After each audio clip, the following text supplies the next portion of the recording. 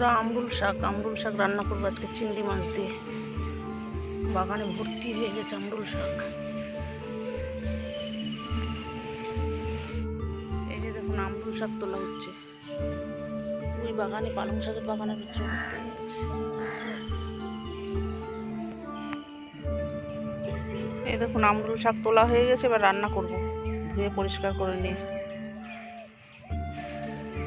বন্ধুরা, এই যে দেখুন জামরুল, দেখুন এই জামরুল এই যে বড় বড় হয়ে গেছে, আর এই যে আবার নতুন করে কুড়ি এসছে। বছরে দুবার হয় এই জামরুলটা, কলকে যে লাল জামরুলটা, ওই জামরুল দেখুন কত বড় বড় হয়ে গেছে। জামরুল বাঁধা হয়ে গেছে, আবার এইগুলো এই যে নতুন করে কুড়ি এসছে, গাছে ভর্তি হয়ে গেছে। ওই যে দেখুন সব বাঁধা হয়ে গেছে, না বাঁধলে পোকায় খেয়ে নেবে, নষ্ট করবে পাখিদের। খুব মিষ্টি এই জামরুলটা, রং ধরতে শুরু করেছে জামরুলে, এই যে লাল লাল মতো হয়ে এসছে। আর এই যে ফুল ধরছে আবার নতুন করে। সময়ের জামরুল এটা, আর এটা অসময়ের। এটা সময়ের, যেটা জ্যৈষ্ঠ মাসে হয়। আর এটা এই যে রং ধরা শুরু হয়ে গেছে, এই কদিন বাদেই তুলব। এই যে বন্ধুরা দেখুন, কড়াইতে তেল দেওয়া হয়ে গেছে, কাঠের জালে আমরুল শাক ভাজা করব। এই যে আমরুল শাক। নমস্কার বন্ধুরা, ঘটিবাটি রসোই ঘরে আপনাদের সবাইকে স্বাগত। আজকে আমি বানাবো আমরুল শাক ভাজা।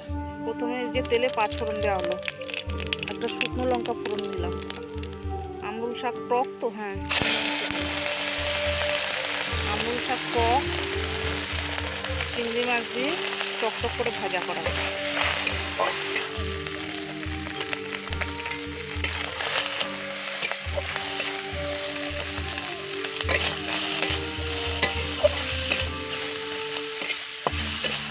পেঁয়াজ আর চিংড়ি মাছটা একটু ভাজা ভাজা হবে। এবার দিয়ে দেবো একটু অল্প করে লবণ, পরিমাণ মতো স্বাদ বুঝে লবণ, কাঁচা লঙ্কা।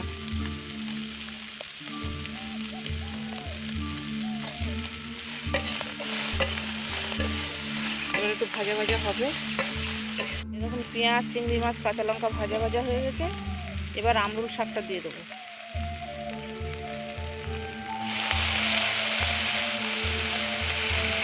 একটু দিয়ে দেবো লঙ্কার গুঁড়ো, একটু জিরে গুঁড়ো, একটু ধনে গুঁড়ো।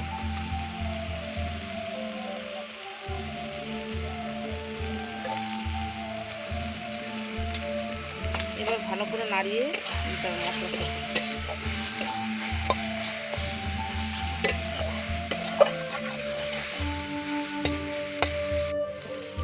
এই শাকটা টক টক মতো তো, ওই জন্য সামান্য একটু স্বাদ ব্যালেন্স করার জন্য একটু চিনি দেবো।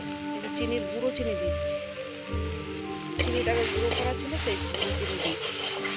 শাকটাকে একটু ব্যালেন্স করে দেবো, টক হাফ শাকটা। আমরুল শাক, এই যে বন্ধুরা দেখুন, কাঠের জালে আমরুল শাক ভাজা হয়ে গেছে, চিংড়ি মাছ দিয়ে ভাজা করেছি। এই আমরুল শাক খুবই উপকারী শাক বন্ধুরা। এর নাম আবার হজমি শাক, হজমে খুব উপকারী। আমার বাগানে পুরো ভর্তি হয়ে গেছে। বাগান থেকে টাটকা শাক তুলে নিয়ে এসে এই যে আমি আমরুল শাক চিংড়ি মাছ দিয়ে ভর্তা বা ভাজা, আমরুল শাক ভাজা করেছি। দেখুন দারুণ খেতে হয়, টক মিষ্টি। একটু সামান্য মিষ্টি দিয়ে দেবেন, স্বাদটাকে ব্যালেন্স করার জন্য। খুব টক তো, একটু সামান্য মিষ্টি দিতে হবে। দিয়ে এইভাবে করে রান্না করবেন, গরম গরম ভাতের সাথে খাবেন। খুবই উপকার এবং খেতেও খুব ভালো লাগে। এরকম নিত্য নতুন ভিডিও পেতে আমার চ্যানেলটির সঙ্গে থাকবেন, সাবস্ক্রাইব করবেন, লাইক করবেন, প্রচুর প্রচুর শেয়ার করবেন।